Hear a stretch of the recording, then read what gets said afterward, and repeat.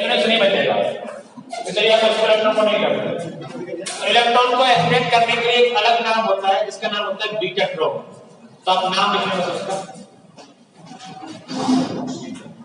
देखो the electron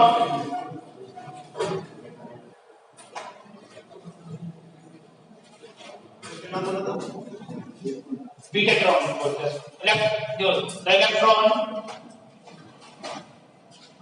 accelerated by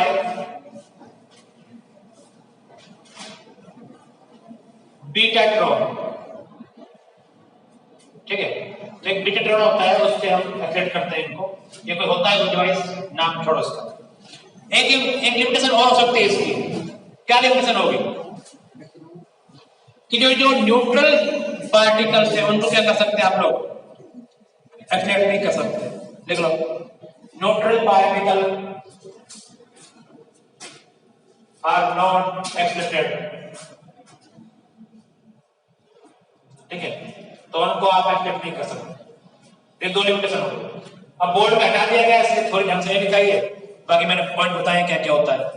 और इनमें वही है कि एक साइकिल में 2 बार एनर्जी मिलेगी क्यूबी क्यूबी, तो एक साइकिल में 2 क्यूबी बढ़ जाएगी। अगर एक साइकिल कंप्लीट करता है तो 2 क्यूबी, तो सो के मैक्स के बराबर बनेंगे। और के मैक्स की value q square b square r square upon 2m बराबर करना, वहां से n साइकिल आ जाएगी। और एक बात और है, तो रेडियस होती है जो इसकी, मैंने डायग्राम बनाया था तो थोड़ा ध्यान देना था उसमें। शुरुआत में गैप ज्यादा होता है, बाद में क्या होता है, गैप कम होता चला जाता है। इसमें कल बनाया था वो डायग्राम। शुरुआत में गैप बढ़ जाता है ऐसे, और बाद में गैप क्या हो जाता है, रेडियस के बीच में कम हो जाता है। ये वाला गैप बहुत ज्यादा है, ये वाला गैप, उसके बाद ये गैप बढ़ता चला जाता है। क्यों बढ़ता है, इसका रीजन समझ सकते हैं आप लोग। जब आप r1 लिखेंगे तो क्या होता है, r1 की वैल्यू √2m, के क्या होगी 2qb अपॉन qb। ये कौन सा क्वांटिटी है, r तो क्या लिखोगे आप, ये 2m यहां पे क्या आएगा, 4 आएगा। अरे 2 बार होगा तो साइकिल पूरा हो गए, तो आप लिखेंगे यहाँ पे 4 into qb अपॉन qb। और r3 जब लिखेंगे आप लोग तो कितना आएगा यहाँ पे, ये 2m 6 qb आएगा अपॉन qb। अगर हम बात करें r1 minus r2, r2 minus r1 की बात करें यहाँ पे, r2 माइनस r1, ये पूछा वही बात पैराग्राफ आया वगैरह कोई, ये रेडियस के बारे में। तो यहाँ पे क्या बचेगा, √4 और यहाँ क्या बचेगा, √2। तो ये आएगा √4 माइनस में √2 के हिसाब से आएगा, बाकी की तो सेम है सब में। और आप r3 माइनस r2 की बात करें कितना आएगा, √6 माइनस में √4। तो ये जो वैल्यू क्या है, ज्यादा है, और ये वैल्यू क्या है, कम है। तो लगातार ये दो रेडियस के बीच में गैप क्या होता जाता है, कम होता जाता है, इस वजह से होता जाता है। ठीक है, चाहो तो ये बात लिख लो कि भाई गैप बिटवीन रेडियसेस डिक्रीजेस, यहां से क्वेश्चन बन सकता है, गैप बिटवीन रेडियसेस डिक्रीजेस।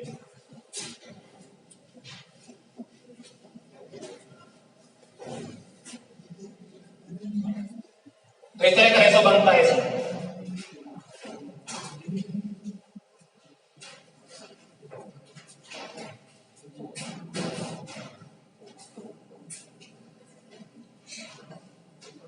तो ये लगातार गैप घटता चला जाता है।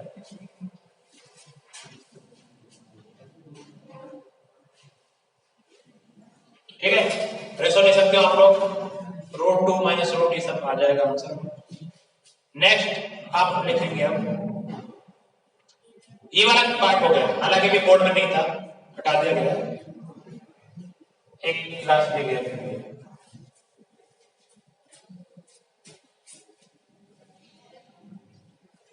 दूसरा लिखा आपने,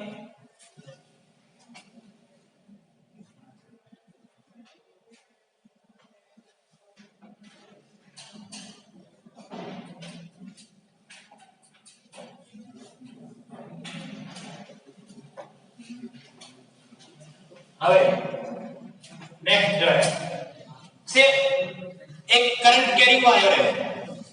अगर उसको हम मैग्नेटिक फील्ड में रखेंगे तो फोर्स लगेगा या नहीं लगेगा? करंट कैरिंग वायर को मैग्नेटिक फील्ड में रखेंगे तो फोर्स लगेगा ही लगेगा? बिल्कुल लगेगा। करंट कैरिंग वायर में कौन होते हैं? इलेक्ट्रॉन। इलेक्ट्रॉन में क्या होता है? चार्ज। रियलिटी में देखा तो करंट कैरिंग वायर में इलेक्ट्रॉन मूव कर रहे हैं और मूविंग चार्ज में क्या होता है? फोर्स लगता नहीं लगता। जब इलेक्ट्रॉन मूव कर रहा है तो फोर्स लगेगा उस पर, तो फिर वायर पे भी लगेगा फोर्स। मान लो ये वायर है, इसमें इलेक्ट्रॉन बह रहे हैं और मैग्नेटिक फील्ड में ले गया, तो आपको ये पता है कि मूविंग चार्ज पर मैग्नेटिक फील्ड में फोर्स लगता है जिसकी वैल्यू क्या होती है?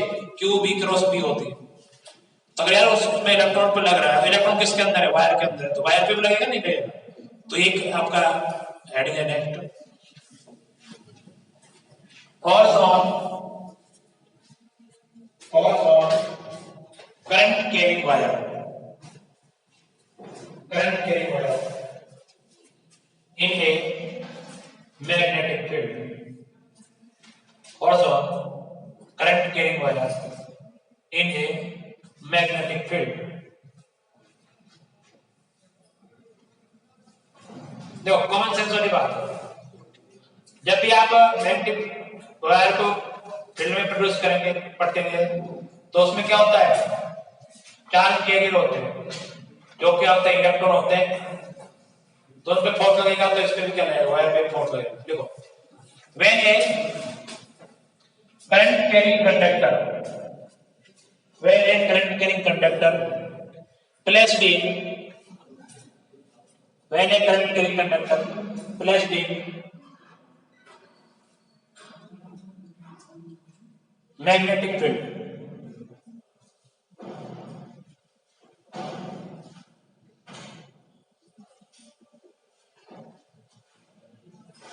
the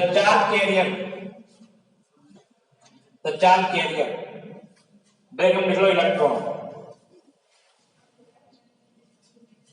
चार्ज कैरियर ब्रैकेट में लिख low electron, move with,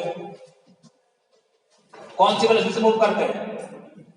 drift velocity, move with drift velocity.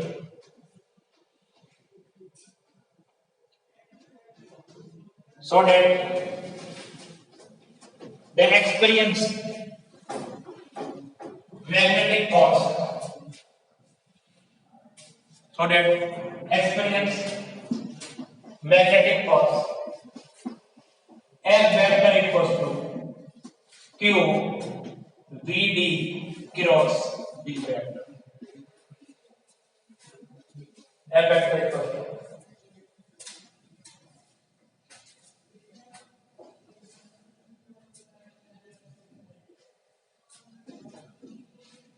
the net force on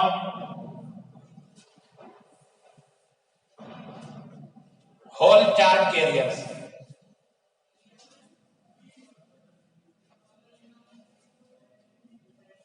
is equal to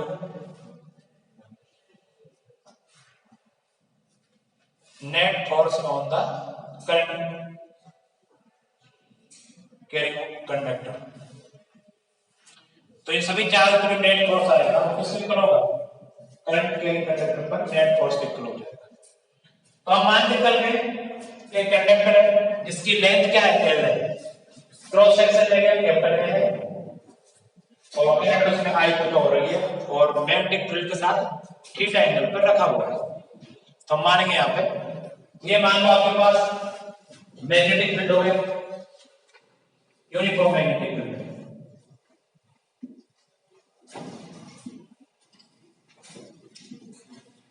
ठीक है, ये बी वेक्टर मान लो जाता है और ये आपका कंडक्टर है,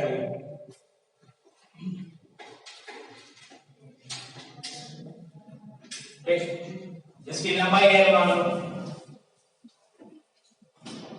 ठीक, और ये क्या है? थीटा है, तो इसमें करंट कितनी बह रही है? आई बह रही है। तो इसका तो इसका फोर्स कितना लगेगा? चार्ज केयर किधर बह रहे हैं? ऊपर नीचे? नीचे, इलेक्ट्रॉन है यहाँ पे, ठीक है, तो इलेक्ट्रॉन पे फोर्स निकालो किधर आएगा?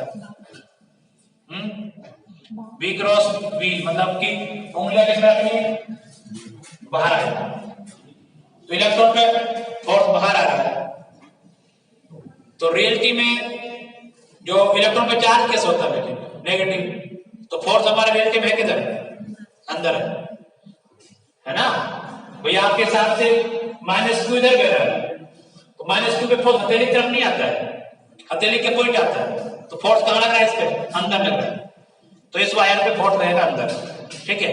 और अंदर को बोतल में कर नहीं सकता, एक बॉन्ड रहेगा इसके अंदर, तो आप इसका एक मान लो और f की वैल्यू तो आई जो ये मान लो, इसमें फोर्स हो गया, ठीक है। और कहां रहेगा, अंदर रहेगा, क्रॉस फोर्स जाएगा, ठीक।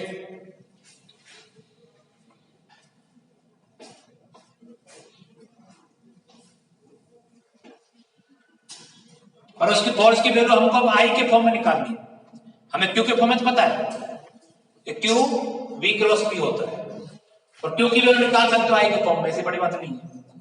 तो क्यू क्या है, total charge conductor, total charge कैसे निकालेंगे कि जो है आपको क्या बोलते हैं वो NeAV, उससे करेंगे, करता हूं देखो, लिखो let a conductor of length L, let a conductor of length small l, cross section area capital A,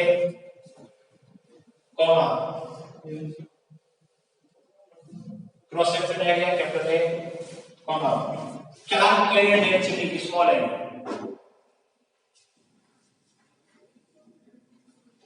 charge carrier density small l मतलब क्या है इसका, number of electron per unit volume, क्या है small l, and current I,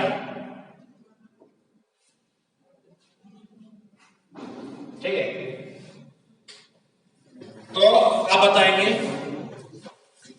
इस तरह से दिया हुआ L लेंथ है, क्रॉस सेक्शन एरिया A है, तो आप बताओ इसमें टोटल चार्ज कैरियर कितने हो जाएंगे, small n n into AL, n क्या है वॉल्यूम, तो आप लिखेंगे टोटल चार्ज कैरियर,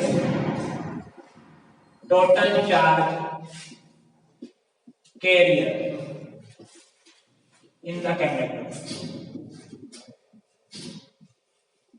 कितना हो जाएंगे, वो आप NE नहीं AL, NAL, करंट वॉल्यूम कितना है स्मॉल n, और लेंथ कितनी होगी इसकी L और एरिया कितना A, तो इसका वॉल्यूम क्या हो जाएगा A इंटू L, तो आप बोलेंगे यहाँ पे NAL, ठीक है। तो टोटल चार्ज कितना हो जाएगा, Q बराबर N ही होता है, तो आप total charge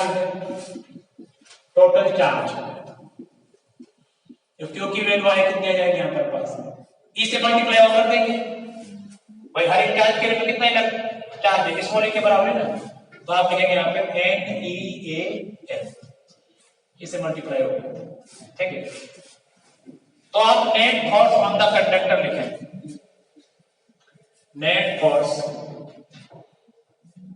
on the conductor, तो आप लिखेंगे Ml इक्वल्स टू क्या होता है फॉर्मूला, QVB sin थीटा होता था, मैग्नीट्यूड की बात कर रहा हूं, Q की वैल्यू कितनी है, ये रही कितनी आएगी, NeAl, B कितना है VD, ड्यूल वेलोसिटी VD, और आपके पास B है और ये क्या हो जाएगा sin थीटा, तो F की वैल्यू क्या आ जाएगी हमसे NeAVD, इसको एक साथ दे दो L और B और क्या हो जाएगा sin थीटा। ये क्या चीज होती है, करंट, हम जानते हैं चूंकि I की वैल्यू क्या होती है NeAVD होती है, तो कुल मिला के F की वैल्यू आ जाएगी आपके पास यहाँ पे, इसको लिख देंगे I, तो याद रखना ILB sin थीटा, तो ये इंपॉर्टेंट फॉर्मूला हो गया हमारे लिए कि I के फॉर्म में हमने वैल्यू निकाल दी इसकी, जो करंट कैरिंग कंडक्टर पे जो फोर्स लगता है उसकी वैल्यू होती है ILB sin theta, ILB sin theta.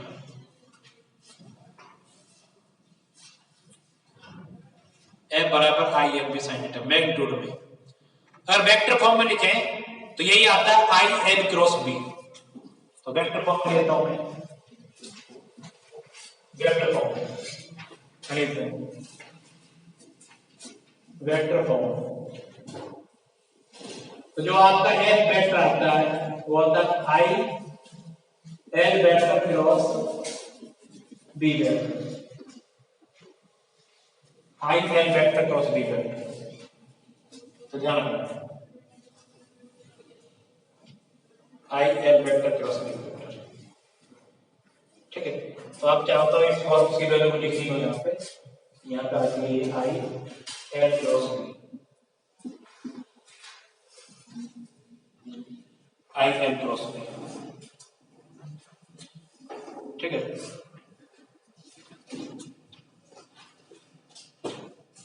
अब ये एल वेक्टर की डायरेक्शन कैसे निकालोगे?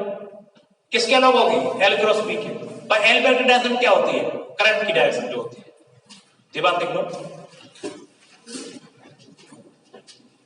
the direction of L vector, the direction of L vector is along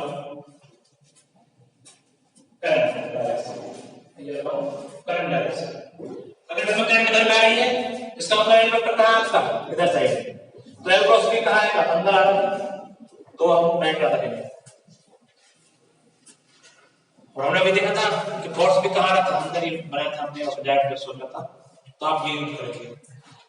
अब जो मैग्नेटिक फोर्स की डायरेक्शन होती है वो एल वेक्टर और बी वेक्टर दोनों में क्या होती है? परपेंडिकुलर होती है और along the L cross B होती है। तो या तो उसके एल क्रॉस बी से फाइंड करो या फिर अपना तो वही राइट हैंड थंब रूल चलो, राइट हैंड पाम रूल। क्या करना है? अंगूठा कहाँ रखना है? करंट में, उंगलियां मैग्नेटिक फील्ड में, बस फोर्स कहाँ पर आएगा? हथेली में। तो आप देख सकते हो यहाँ पे करंट में संयुक्त अंदर आ रहा है, तो हम तो यही यूज करने वाले हैं वैसे, ठीक है, राइट हैंड पाम रूल। पर फिर भी एक रूल बनाया गया है, उसको लिखा है, कोई कोड बना सकता है वो, ये left hand Fleming left hand rule है ना, एक फ्लेमिंग ऐसा रूल होता है। ऐसा कौन करता है? दया वाले एक्सपर्ट एग्जाम कौन होता है? हाँ ठीक है, जैसे वो बोल रहा है, ठीक है। ये लेफ्ट हैंड वाला जो है व्हील लिखा हुआ है, इसको शायद आप क्या बोलते हैं? बोलते हो इसको क्या बोलते हैं? इंडेक्स फिंगर, इंडेक्स ही बोलते हैं इसको मिडिल फिंगर बोलते हैं, इसको इंडेक्स फिंगर बोल देते हैं। तो इसके हिसाब से होता है, ठीक है, दाएं हाथ का यूज करना है। पर मैं तो बाएं हाथ से, तो लिख लो direction of force on conductor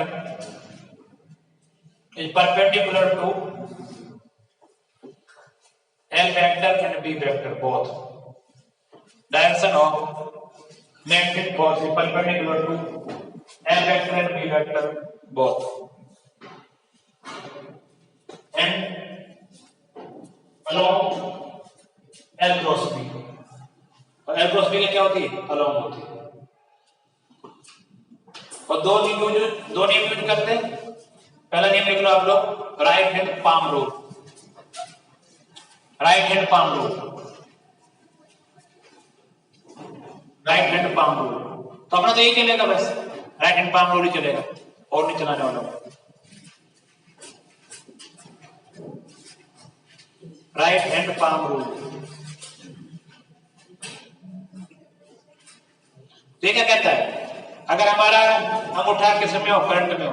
उंगलियां किस में हो? मैग्नेटिक फील्ड में हो। तो हथेली के परपेंडिकुलर क्या लगता है? फोर्स लगता है। लिख लो, if thumb of right hand in the current direction and fingers are in magnetic field and fingers are in magnetic field, then magnetic force is perpendicular to the path, then magnetic force is perpendicular to the path। उसे करने के लिए मैं हमेशा ये use करता हूँ right hand palm rule, और ये सारी किताबों में लिखा हुआ है, इसलिए अब दूसरा नियम में लिखे आप लोग, left hand Fleming rule, Fleming left hand rule, Fleming's left hand rule. Fleming left hand rule. तो फ्लेमिंग लेफ्ट हैंड रूल क्या कहता है आपसे, क्या आपको अगर लेफ्ट हैंड के फिंगर जो है कौन सी, तो ये थंब्स, ये इंडेक्स और ये मिडिल फिंगर, इनको आप लोग क्या करेंगे परपेंडिकुलर टू इस तरह फैलाएं कि एक दूसरे के परपेंडिकुलर हो, और ऐसा हो कि भाई ये वाली जो है ना, ये वाली होनी चाहिए किसमें, फील्ड में, और ये क्या हो करंट में। तो अंगूठा क्या होता है, फोर्स में होता है। तो इसके हिसाब से आप करें कोशिश, तो ये कुछ बनेगा क्या, ऐसा कुछ बनेगा, बस परपेंडिकुलर तो है नहीं तीन चीजें, ऐसे ही बन सकता है। ठीक है, देख लो ना मैं कैसे फैला, इसको यूं फैला, तो ऐसे कर, और ऐसे सही रहेगा। गड़बड़ इसमें बहुत ज्यादा, ऐसे हाथ नहीं घूमता है हमारा। ये क्या है पी में, ये क्या है करंट में, तो अंगूठा क्या होता है, फोर्स में होता है, फालतू पी के कोई, और लिख लो इसको फिर ये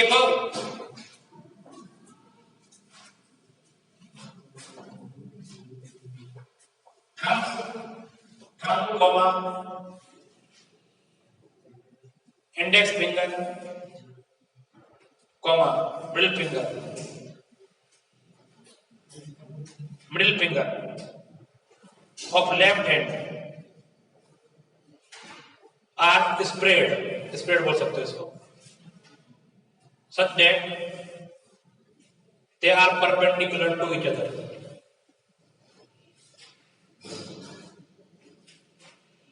They are perpendicular to each other.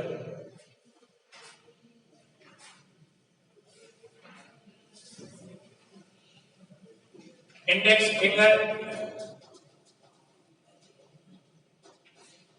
in magnetic field, comma, middle finger in the direction of current,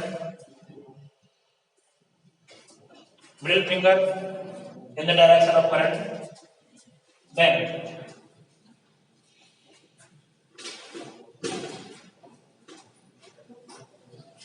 thumb will indicate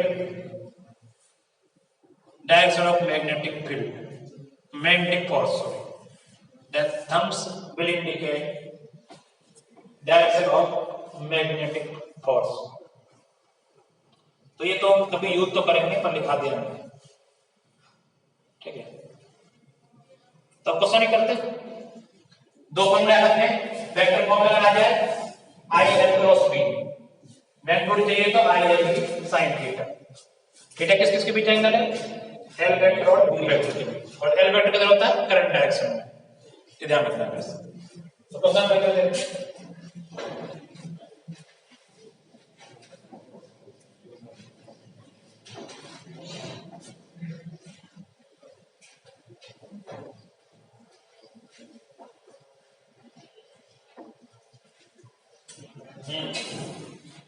तो इधर क्या दिया हुआ आप लोगों को, एक यूनिफॉर्म मैग्नेटिक फील्ड दिया हुआ है, तो तुम कॉपी खोलेंगे, कोई बात नहीं, क्या क्रॉस पढ़ाया आपको, टाटा का, तो यहाँ आपका बी है, और यहाँ पे इस तरह से एक सेमी सर्कुलर में एक वायर दिया हुआ है, इसकी रेडियस कितनी है आर, और इसमें करंट कितनी है आई, और मैग्नेटिक फील्ड कितना है बी। तो फोर्स फाइंड करना है on the wire, find force on semi circular wire, find force on semi circular wire. तो आप बताएं इस पे किधर फोर्स होने वाला है,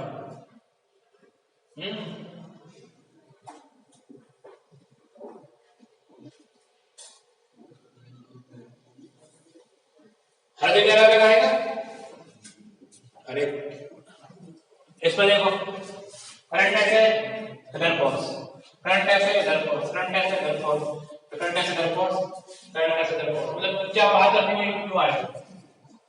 तो आप कॉमन सेंस वाली बात है, नेट फोर्स की डायरेक्शन में आएगा, वर्टिकल में आएगा ऊपर तरफ, बाकी क्या है कट जाएंगे हॉरिजॉन्टल वाले। तो ये जो फोर्स आ रहा है वो पर्टिकुलर डायरेक्शन में नहीं है, हर जगह क्या है अलग अलग है। तो आप फोर्स हर जगह अलग अलग आएगा, तो फिर आप कैसे करते थे क्वेश्चन, इंटीग्रेशन करना पड़ता है।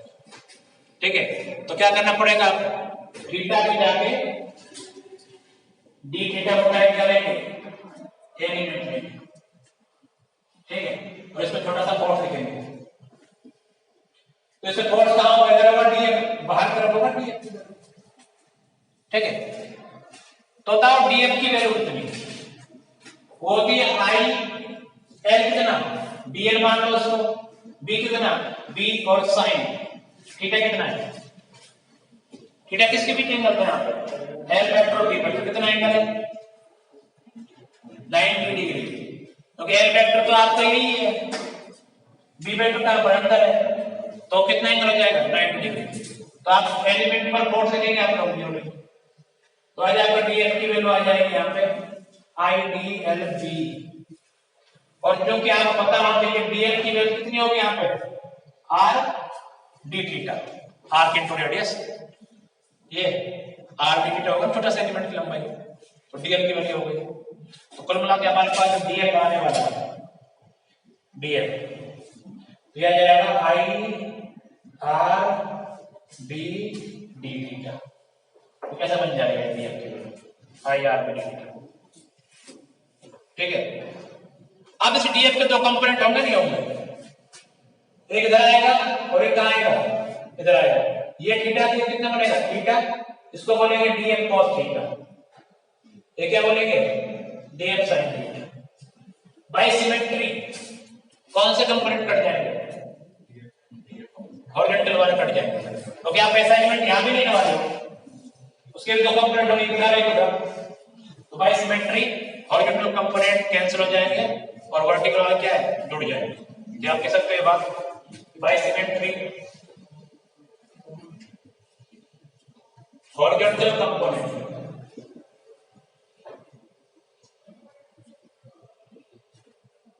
कंपोनेंट कैंसिल,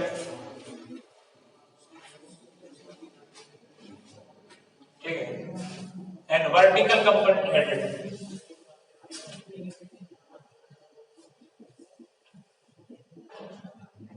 कंपोनेंट एडेड, तो ऐड हो जाएगा, तो नेट फोर्स कितना हो जाएगा, net force force on the wire, तो आप लिखेंगे इंटीग्रेशन डीएफ कौन सा sin थीटा वाला, तो net force on the wire क्या हो जाएगा डीएफ sin थीटा, सारे क्या करने पड़ेंगे जोड़ने पड़ेंगे, और जोड़ने का काम कौन करता है इंटीग्रेशन, वैल्यू पुट कर दो, चलो डीएफ की वैल्यू पुट करते हैं, क्या आपके पास I R B D theta sin theta, इसमें से जो कांस्टेंट बाहर निकला है कौन सा, क्या बता, आई कांस्टेंट है, आर कांस्टेंट है, बी कांस्टेंट है, sin थीटा और डी थीटा, थीटा की वैल्यू बताओ क्या रहेगी 0 से लेके पाई, तो थीटा आप यहां से घुमाना स्टार्ट करोगे कहां तक घूमेगा पाई तक घूमेगा, थीटा की वैल्यू लगेगी 0 टू लेके पाई। ठीक है, क्या हो जाएगा I R B, sin theta का इंटीग्रेशन क्या होता है माइनस cos थीटा, और लिमिट लग जाएगी 0 टू पाई, तो यहाँ पे आई आर बी माइनस में cos pi minus minus plus cos 0, तो कुल मिला के हमारा आंसर आ जाएगा आई आर बी इंटू 2, इसको मैं ऐसे लिखूंगा एक बार आई बी इंटू 2R,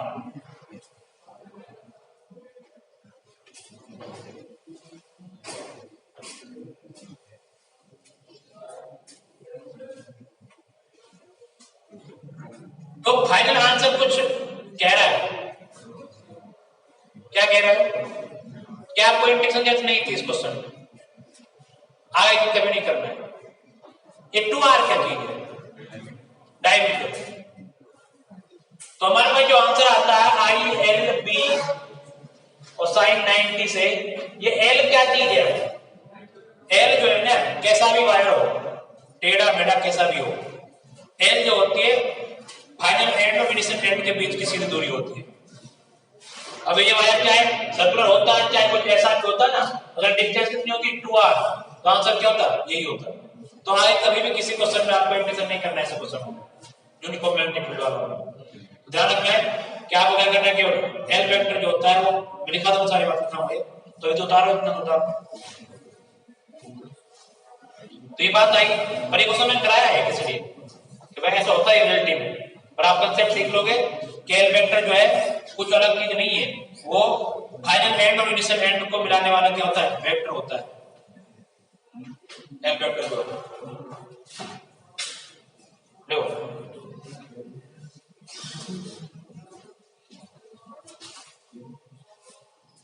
लो एल वेक्टर बराबर आई एल क्रॉस बी।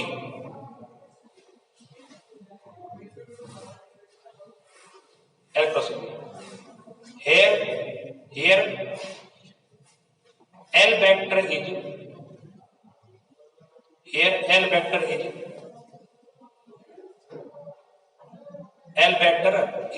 क्या है, is the vector joining final end of wire to the initial end of the wire. Final end of the wire to initial end of the wire. तो मतलब final and और initial and को जोड़ने वाले vector होता है, ध्यान रखना। तो आप देख सकते हो यहाँ पे एक 2r आया है, आप इसको बिना पेन चलाए क्वेश्चन सॉल्व करने से तो क्या करते हैं, इसकी इक्विवेलेंट लेंथ कितनी आती है 2r, फोर्स क्या होता है ILB और एल की कितना 2r। डायरेक्ट करना है आपको, कभी भी दोबारा इंटीग्रेशन नहीं करने से क्वेश्चन। तो एल वेक्टर क्या होता है, फाइनल एंड को इनिशियल एंड से ज्वाइन करने वाला वेक्टर होता है ना। तो अब हम एक क्वेश्चन करते हैं आप लोगों के लिए। यहां पे इस तरह का वायर दिया है, इस बार इस तरह का वायर, ठीक है। इसमें current value I equal to 2 ampere, ठीक है। और आपको यहाँ पे इस वाले पॉइंट का 2,3,4 कोऑर्डिनेट दिया हुआ है, इस वाले एंड का दिया गया है 5,2,6 ये दिया हुआ है। और b की वैल्यू मान लो कितना 2t kk, 2t kk निकालो force, find force on the wire. Question ये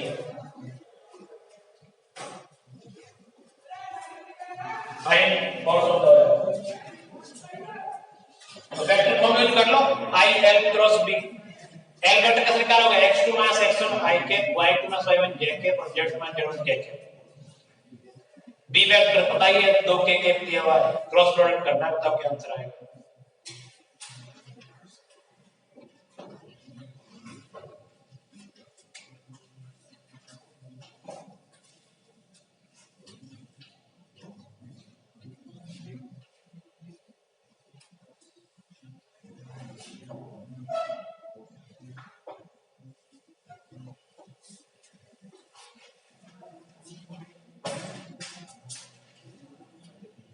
हाँ भाई कितना रहा है, वेक्टर फॉर्म कर दो।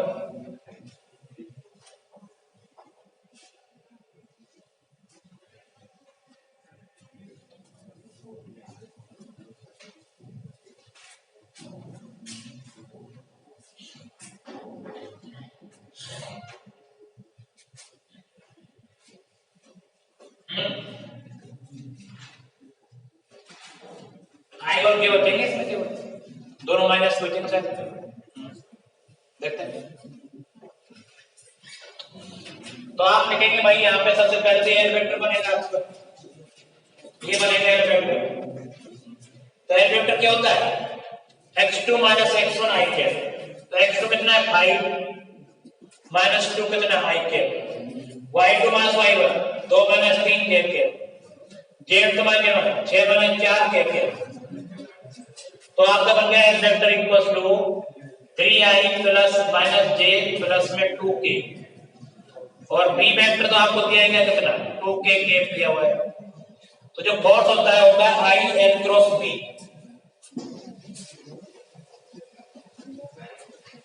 जो फोर्स की जगह होती है वो होती है आई एल क्रॉस बी। तो आई तो है 2 एम्पियर, एल वेक्टर हो गया कि 3 आई माइनस में जे प्लस में 2 के क्रॉस 2 के ये करना है।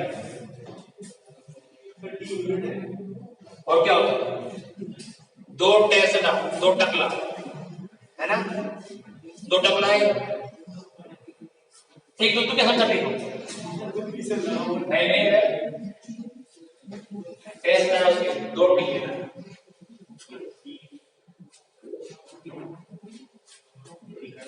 तो आप गुणा करें इसमें बस आप आई क्रॉस के क्या होता है माइनस जे कितना आएगा 3 और 6 तो माइनस के 6 जे के दो आगे चली रहा है। अब यहाँ पे आई क्रॉस जे क्रॉस के क्या होता है आई लेकिन माइनस का होगा माइनस आई कितना माइनस के 2 आई के और के क्रॉस के कितना होता है 0 गुणा के आपका सोचने वाला माइनस के 4 आई के माइनस के 12 जे के ये आपका फोर्स की वैल्यू आ जाएगी। तो जो फोर्स आएगा उसे भी किधर आएगा नीचे आना था नीचे ही आएगा क्यों इधर देखो करंट कहां वाली इधर और मैग्नेटिक कहां पर इधर फोर्स कहां आएगा नीचे तो आई भी माइनस में आएगा और जे भी माइनस में आ रहा है कुछ टेढ़ा सा बन रहा होगा मतलब ये इधर इधर बनेगा ठीक है ये करना है और कुछ प्लस के कैप का मतलब क्या होता है ठीक है ये एक सवाल कर लेंगे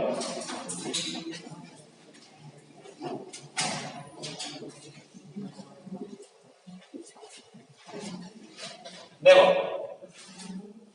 आपको ये दे दिया हुआ है यूनिफॉर्म मैग्नेटिक फील्ड है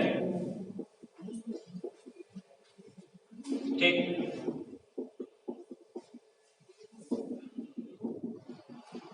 और ये बी है मैग्नेटिक फील्ड इसमें इस बार ये लूप तो है ये पिछले वाले क्वेश्चन इस वाले क्वेश्चन में अंतर है यहाँ पे क्लोज लूप हो गया है करंट ऐसे बहेगा ये आई और ये क्या है आई रेडियस इसकी वही आर है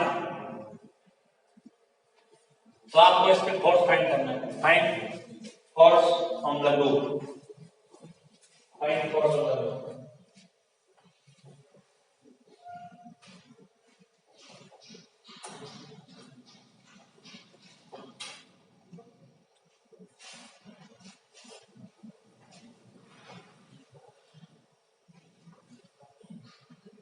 find force on the loop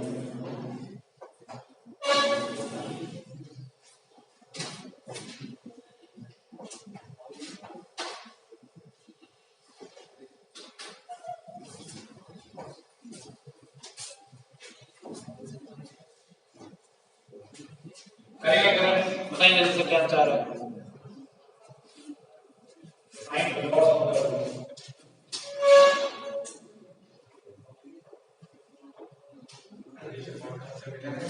है लूप है इसमें इसमें क्या होता है कैसे फाइनल और वही पॉइंट होता है यहाँ शुरुआत की लूप का मतलब क्या होता है जीरो जाएगा तो आंसर कितना है इसका 0 ठीक है कैसे होगा दो तरीके हैं भाई यहाँ शुरुआत की इसका फाइनल पॉइंट भी इनिशियल पॉइंट भी तो एल वेक्टर कितना हो गया 0 तो आप ऐसे सोच सकते हो कि फोर्स कितना है 0 या फिर आप ऐसे सोचे इसके दो पार्ट बना लेते हैं एक अपर वाला पार्ट होता वो क्या होता सेमी सर्कल दूसरा क्या होता ये अभी आपने देखा इस पे कितना फोर्स है ऊपर F equals to I B into 2r और इसमें कितना फोर्स होता है नीचे होता इसमें भी करंट बह रही है आई और कितना होता है ये आई बी इंटू 2r तो इस पे फोर्स होता है आपका आई बी इंटू 2r तो इस पूरे को एक साथ जोड़े तो नेट फोर्स कितना है 0 तो एक नेट लिखेंगे 0 और यहां से कंसेप्ट बन गया अगर यूनिफॉर्म मैग्नेटिक फील्ड यूनिफॉर्म होना चाहिए बाई चांस होता है यहाँ पे न्यूट्रॉन होता है यहाँ पे क्या होता है न्यूट्रॉन तो फिर क्यों नहीं होते यूनिफॉर्म मैग्नेटिक फील्ड है तो एक क्लोज लूप में उस पे नेट फोर्स कितना होगा? 0। चलिए ये लिखने पहले और फिर आप लिखें इस चीज को जो मैं बोल रहा हूं।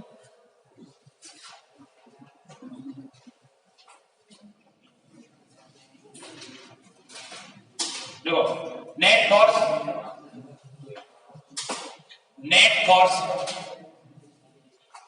On close loop,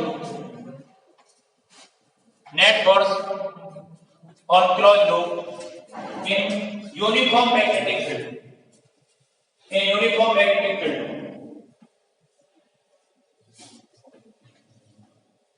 is 0। ठीक है, अभी क्लोज लूप कोई जरूर नहीं, सर्कल हो कैसा भी हो, टेढ़ा मेढ़ा कोई फर्क नहीं पड़ता, नेट फोर्स कितना आएगा? 0 आएगा। जैसे कहा गया नॉर्मल इस तरह से दिया टेढ़ा मेढ़ा तो लूप है तो इसको करंट कितनी लगेगी? आएगी और ये मैग्नेटिक फील्ड में पड़ा हुआ है ये भी। इसमें आप क्या लिखेंगे? एम्पीयर कितना है? 0। इसमें भी एम्पीयर कितना है? 0। तो क्लोज हो गया ना, इसका मतलब क्या है? इनिशियल और फाइनल पॉइंट क्या होगा? सेम ही होगा, एल की वैल्यू 0 होगी, एल की वैल्यू तो एम्पीयर आंसर 0 है क्लोज।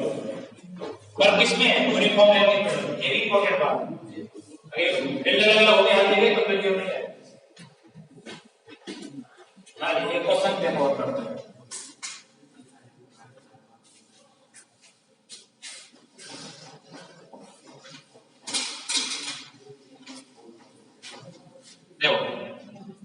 आपके पास ये सर्कुलर लूप दिया हुआ है, रेडियस आर है, करंट आई है ना, और रेडियस इसकी आर और यूनिफॉर्म मैग्नेटिक फील्ड में रखा हुआ है।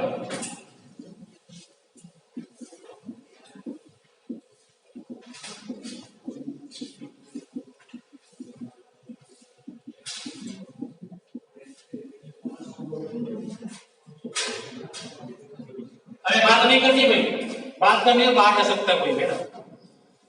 तो यहाँ पे यूनिफॉर्म मैग्नेटिक फील्ड है और ये क्या था? बी है, अंदर तरफ में बी का आपको पता है। इसमें करंट आई बह रही है, इस पे नेट फोर्स कितना होगा? अरे अभी बोला है 0 0 नहीं होगा, लेकिन फोर्स 0 है तो इसका मतलब फोर्स 0 होगा इसमें, पर इसमें टेंशन तो आ सकती है, इसमें टेंशन फाइंड करनी है। ये क्वेश्चन कितनी बार आ चुका है? चौथी बार आया है।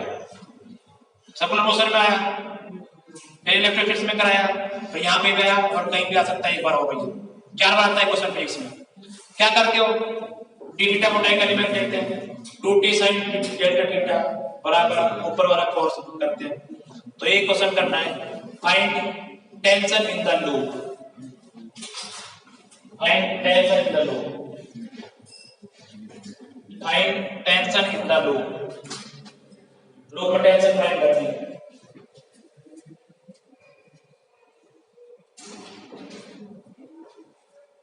Find tension in the loop,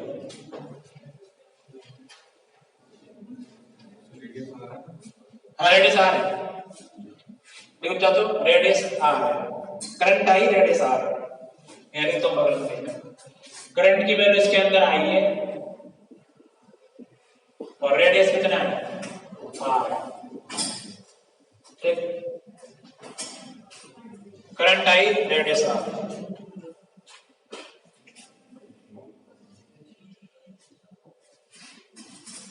तो आप बताएं कैसे करेंगे? सब लोग करने जल्दी करेंगे।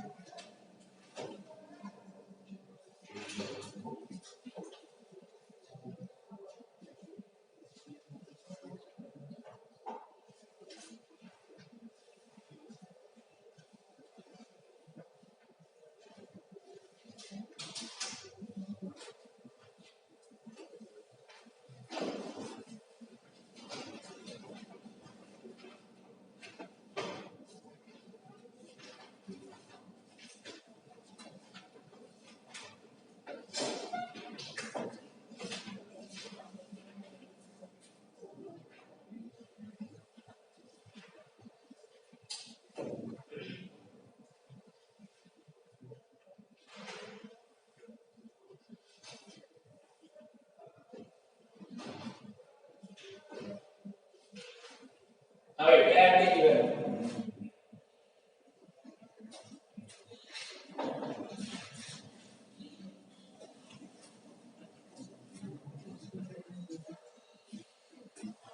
तो 2t sin theta by 2 equals to क्या होगा, इसके ऊपर लगने वाला मैग्नेटिक फोर्स ऊपर तरफ वो क्या होता है आई एल बी। एल कितना R D theta, R theta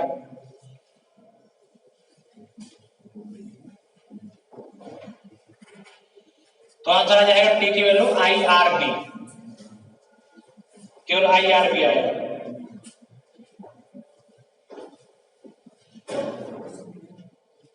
हाँ भाई तो क्या करते थे आप लोग इसमें कि डेल्टा थीटा डी थीटा का एक एलिमेंट लेते हैं आप क्या लोग आ चुका है आपके लिए, ये कितना एंगल है डेल्टा थीटा मान लो इसमें या फिर डी थीटा मान लो, बहुत छोटा एंगल लेते हैं, बहुत ज्यादा बड़ा लेते हैं। जो टेंशन होती है किसी पॉइंट पे किसकी होती है लेंथ के अलोंग होती है, मतलब टेंजेंट के अलोंग होती है टेंशन, इधर टी आ जाएगा। मैंने से नहीं कर रहा है इसको यहीं पे कर रहा हूं डायग्राम देखो। इस टी के दो कंपोनेंट होंगे, एक इधर होगा और एक कहां होगा इधर होगा। इस टी के दो कंपोनेंट होंगे, एक इधर होगा एक कहां होगा इधर होगा। ये एंगल कितना होगा डेल्टा थीटा बाई 2, तो ये भी कितना डेल्टा थीटा बाई 2, ये 90 माइनस थीटा बाई 2, ये कितना है यहां पे डेल्टा थीटा बाई 2। ऐसे ही सेम यहां पे ये वाला एंगल जो आएगा डेल्टा थीटा बाई 2। इस टी के दो कंपोनेंट्स होंगे कितना t cos delta theta by 2 और ये कितना t sin delta theta by 2, t sin delta theta by 2 और यहां पे भी वही t cos delta theta by 2। ठीक है तो कौन से कंपोनेंट कट जाएंगे cos थीटा वाला, जुड़ कौन से जाएंगे sin थीटा वाला। और इसका करंट आई है इसमें, इसकी लेंथ कितनी हो जाएगी आर डेल्टा थीटा। तो इसके ऊपर एक फोर्स लग रहा होगा, कौन सा मैग्नेटिक फोर्स ऊपर ही लग रहा होगा, ऊपर कितना होता है आई एल बी। तो आई डीएल कितना है आर डेल्टा थीटा इनटू क्या हो रहा है बी। तो ऊपर वाले फोर्स क्या करने हैं नीचे वाले फोर्स, तो नीचे वाले फोर्स कितना हो गया 2t sin डेल्टा बाई 2, तो 2t sin delta theta by 2 equal to I R delta theta into B. फिर क्या करते थे आप लोग, क्योंकि थीटा इज वेरी स्मॉल इसलिए sin थीटा इक्वल टू क्या होता है थीटा होता है। तो आप कहेंगे क्योंकि delta theta is very small, ठीक है इसलिए बोलेंगे आप लोग यहाँ पे sin delta theta by 2 approximately किसके इक्वल डेल्टा थीटा बाई 2 के इक्वल। यहां से कितना आएगा ये 2t delta theta by 2 equal to I R delta theta into B. ये कट जाएगा 2 से 2 मर जाएगा तो t की वैल्यू हो जाती है यहाँ पे आई आर बी। ये answer t equal to I R B t equal to I R B.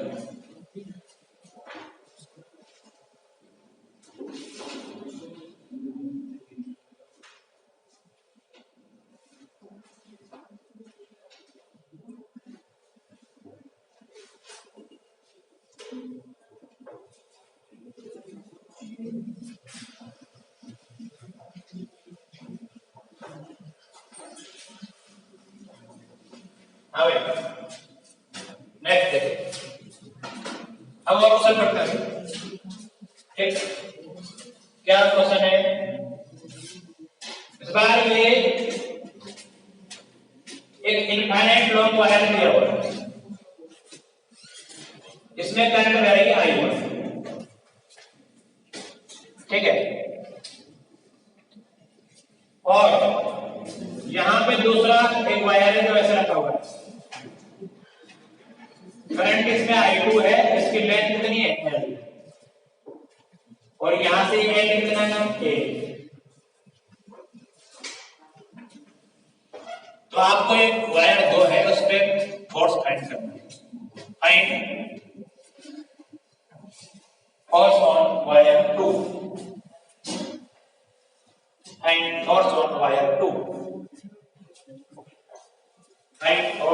Wire 2, तो वायर 2 में आपको फोर्स फाइंड करना है।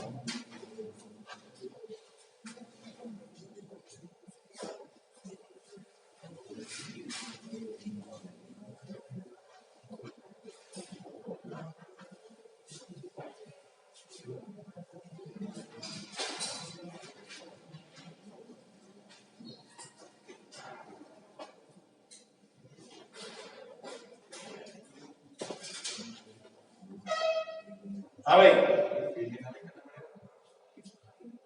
तो यहां पे पहले फील्ड लिखोगे इसके ऊपर, तो क्या करोगे आई एल बी रोज करोगे, इसका आई लेंगे और बी उसका लेंगे जो आया वहां पे, तो पहले इसकी वजह से यहाँ पे क्या लिखना पड़ेगा फील्ड, और उस फील्ड में इसमें क्या निकालना पड़ेगा फोर्स। फोर्स का फॉर्मूला क्या होता है आई एल बी था, अभी हमने देखा, करो बताओ कितना आंसर आ रहा है। तो फिर अब आपको फील्ड लिखना पड़ेगा due to one Y one की वजह से, और उस फील्ड में आपको क्या लिखना पड़ेगा फोर्स लिखना पड़ेगा।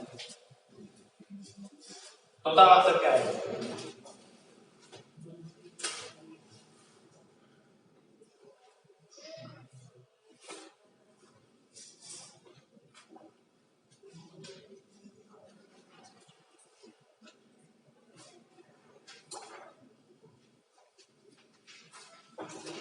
इनफाइनाइट लॉन्ग वायर के फील्ड का फॉर्मूला क्या होता है, दोनों डायगोनल 2 पाई होता है, तो बताओ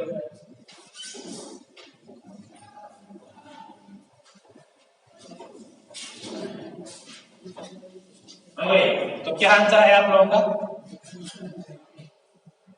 mu not I one I two upon 2 पाई, कुछ ऐसा रहा होगा।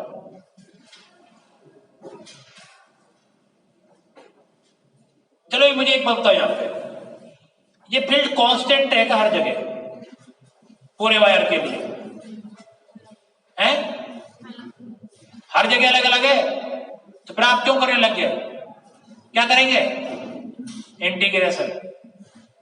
अरे यार हम इस पॉइंट पे कितना है म्यू नॉट अपॉन 2 पाई है, इस पॉइंट के लिए अलग होगा, इस पॉइंट के लिए अलग, इस पॉइंट के लिए अलग होगा ना फील्ड की वैल्यू।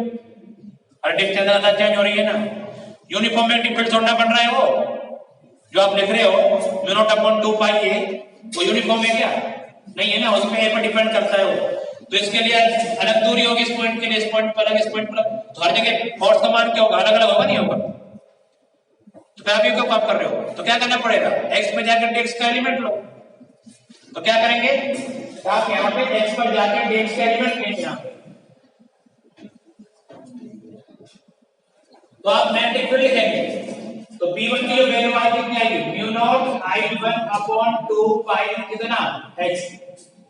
अभी हर x के लिए क्या है अलग अलग है, तो आप क्यों कांस्टेंट मान सकते हो, इसको नहीं मानेंगे, तो इस पे छोटा सा फॉर्म लिखना पड़ेगा, कितना आएगा df, df की वैल्यू कितनी आएगी y करंट कौन सी है I2, दो पर लिख रहे हैं, l कितना है dx, b कितना है ये b1, तो df की वैल्यू आने वाली है वो क्या आएगी I2 dx, और b की वैल्यू कितनी है म्यू नॉट I1 अपॉन 2 पाई x। अब भूल मत हो जो चीजों, तो क्या है यहाँ पे mu naught I1 I2 upon 2 पाई कांस्टेंट है dx अपॉन x। ये तो छोटे से एलिमेंट पे आया, जो है डिस्टेंस पे आपने एलिमेंट लिया, टोटल फोर्स का आपको क्या करना पड़ेगा इंटीग्रेशन, तो टोटल फोर्स कैसा आएगा टोटल फोर्स,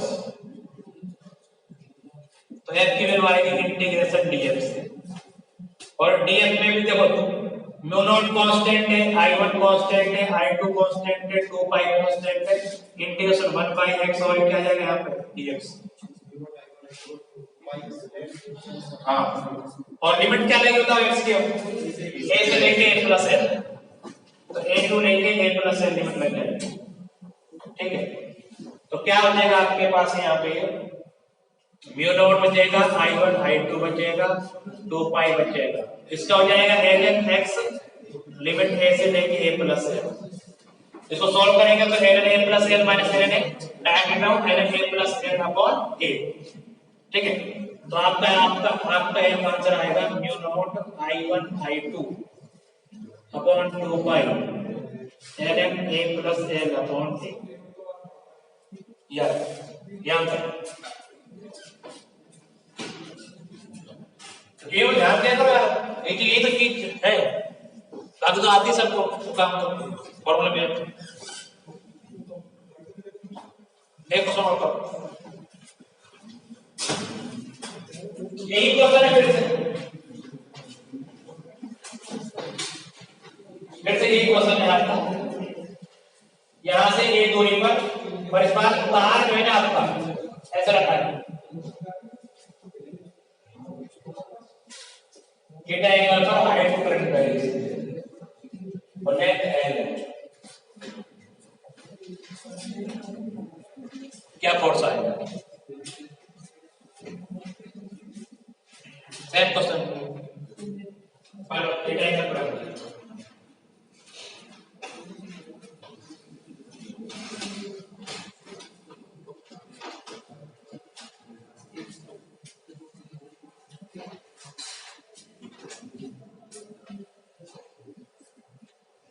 अब यार फुल बात हो रही थी कल जो है, मैं सारे फॉर्मूले पूछूंगा मैम टिक के, नहीं बात नहीं करना, मुझे दिखता नहीं कुछ भी है ना।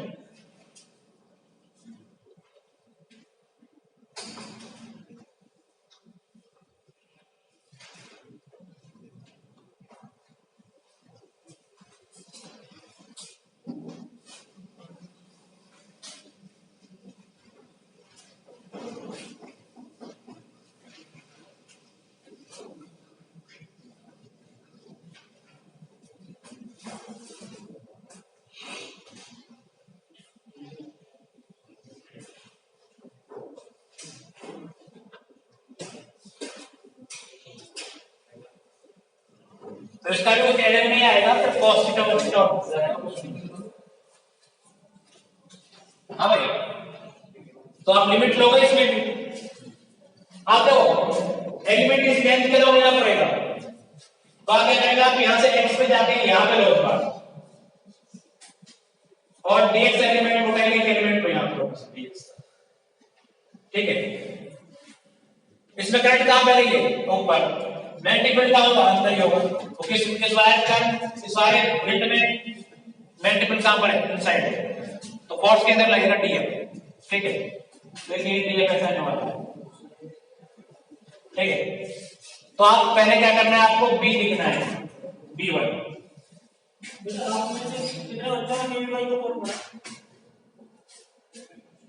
आपने एडमिट कार्ड निकाल लिया, उसकी प्रिंट आउट होनी,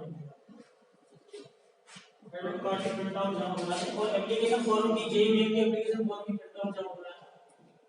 कितना जमा नहीं कराएंगे उन्हें जमा करो,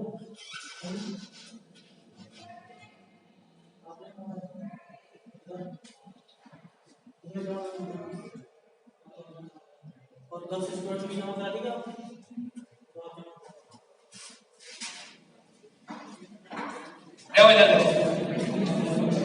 तो आप क्या करेंगे, ओके इसमें इस बार इधर एक्स लेंगे, ओके वहां से लेंगे तो प्रॉब्लम हो जाएगी, वहां से तो प्रॉब्लम होगी।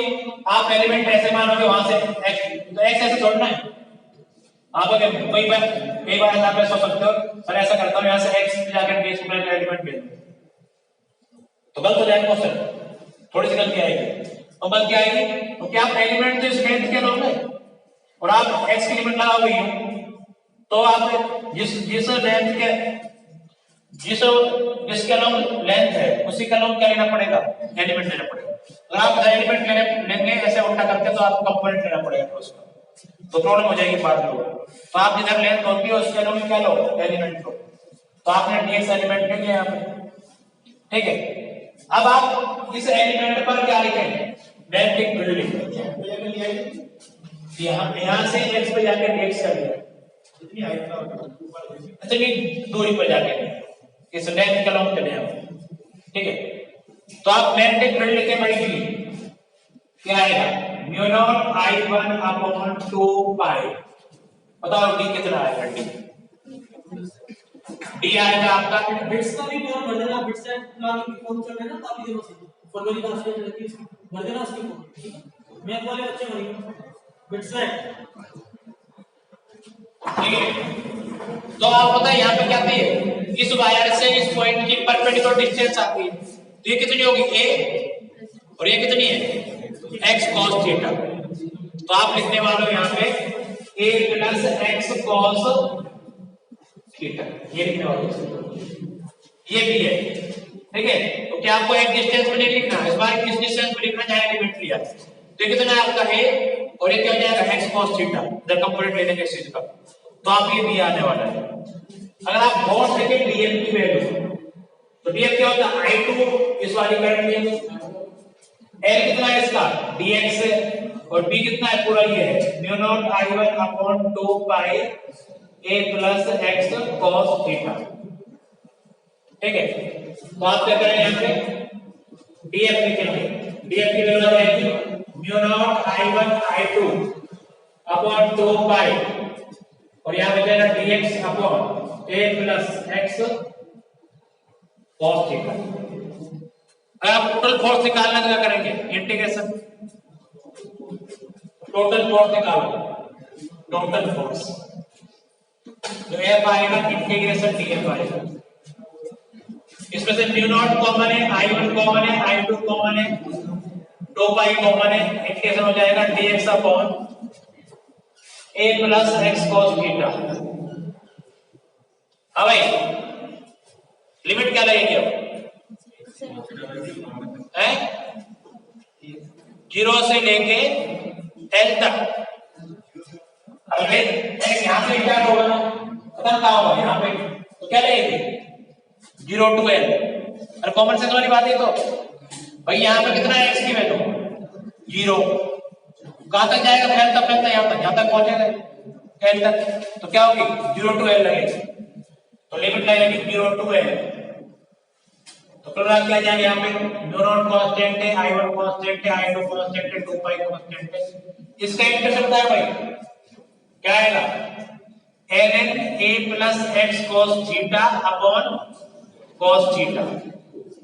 तो x के कोएफिशिएंट को डिवाइड करते नहीं करते वही है, तो यह आ जाएगा कुल यहाँ पे mu naught I1 I2 upon 2 पाई cos थीटा नीचे, और अपर लिमिट पुट करेंगे तो ln a plus l cos theta minus में लोअर लिमिट पुट करेंगे तो ln a, वैल्यू पुट कर दो यहाँ पे mu naught I1 I2 upon 2 pi cos theta ln a plus l cos theta upon a, ये आंसर है, इस बार ये आंसर है थीटा 1।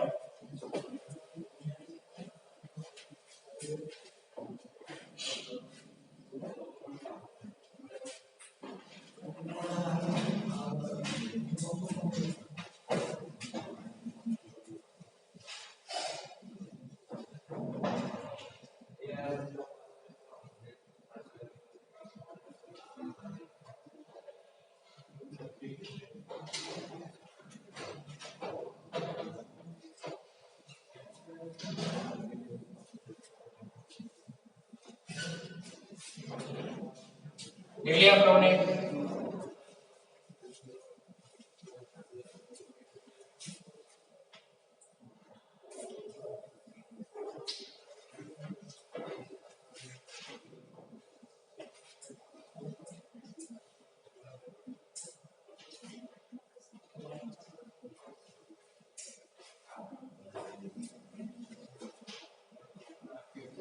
ये df जो है ना, ये जो f लग रहा है और के सेम और नहीं लगेगा, क्योंकि यहाँ नजदीक है, नजदीक x कम है तो b की वैल्यू क्या होगी ज्यादा, यहाँ पे फोर्स लगेगा ज्यादा बड़ा है, फिर दूरी घटते जाएगी फोर्स घटते जाएंगे, तो ये फोर्स डायग्राम में पूछे ना इसका बनाने के लिए, तो ऐसा फोर्स बनेगा इसका डायग्राम, तो ये आगे चलेगा तो नहीं, और इसमें जो क्या आ जाएगा टॉर्क भी आ जाएगा, घूमने भी लगेगा, ठीक है, इधर ज्यादा फोर्स लग रहा है इधर कम लग रहा है, तो ये ऐसे घूम भी जाएगा, तो उतनी बात नहीं पूछता हूं, आगे पूछता निकाल सकते हो आप, ऐसी बात नहीं, ठीक है। नेक्स्ट देखिए, यही क्वेश्चन है फिर से, एक डिस्टेंस पर है, इस बार क्या किया हुआ आपको, एक ऑफ लेफ्ट है साइड ए, इसमें टाइम वैल्यू आई है ना, स्क्वायर लूप है ऑफ साइड बराबर है square loop of side equals to small है। इस तरह से करंट वैल्यू कर लेंगे, एबीसीडी मान लो इसको, बहुत फाइंड करना है, find force of the loop. इसमें I2 का मान लो, I2 तो दे दी, इसमें I2 find force on the loop.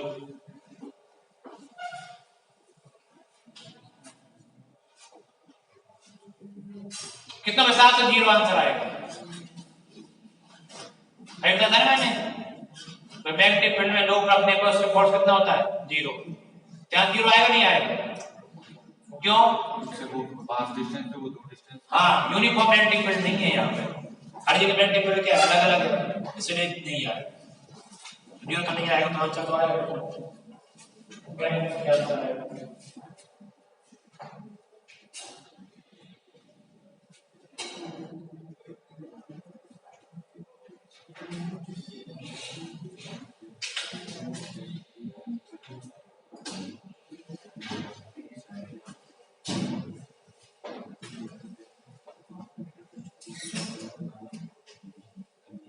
क्योंकि यहाँ पे मैग्नेटिक फील्ड अलग है, यहाँ पे हर जगह अलग अलग है, इसलिए क्योंकि मैग्नेटिक फील्ड इसकी वजह से ना वायर की वजह से, तो अलग अलग है, इसलिए जरूर नहीं आ रहा।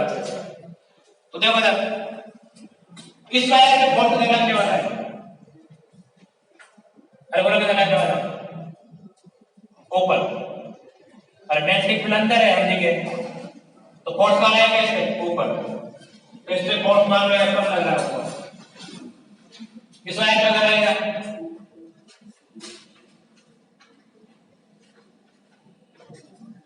अरे इस वायर की बात कर रहा हूँ, इधर लगेगा जब लगे तो पैसा आप लो, तो बस लेंथ के परपेंडिकुलर लगता है। अरे अंगूठा करंट में नेट अंदर इधर, ठीक है, जिस पे मान लो F2 है, इस वाले को डाला है नीचे, करंट इधर है, इसमें मैग्नेटिक फील्ड अंदर है हर जगह, तो यहाँ पे आप F3 मान लो, और इसमें डाला है तो जितना कंडीशन, जैसी कंडीशन F1 के लिए बन रही है वैसी कंडीशन किसके लिए बन रही है F3 के लिए, तो F1 का मैग्नीट्यूड किसके बराबर होगा F3 के, तो F1 बराबर F3 तो कैंसिल हो जाएंगे, तो आपको क्या करना है केवल F2 और F3 को बंद करना है, बंद करना पड़ेगा, तो इसको निकाल के लाना कल घर से।